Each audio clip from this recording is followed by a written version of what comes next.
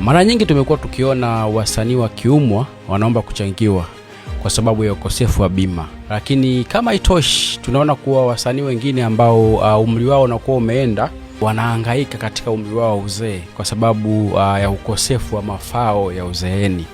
Wasanii wengi wamekuwa wakienda benki kuomba mikopo, lakini wamekuwa waaminiki kwa sababu sekta ya sanaa imekuwa ni sekta ambayo iko mbali kidogo au haiko ndani ya mfumo wa kifedha au financial system. Mimi naitwa Ebe Nation. Profession wangu kabisa mimi ni financial manager.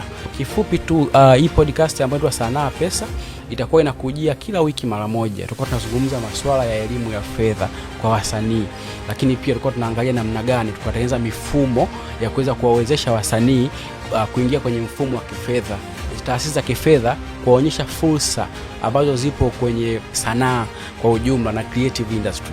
Kwa hiyo ninayeongea hapa ni professional financial manager. Tutaongea kwa namba, tutaongea kwa statistics ambazo hizo namba, tutaongea kwa fact, lakini pia tutaongea kwa uhalisia. Yes, kama professional financial manager.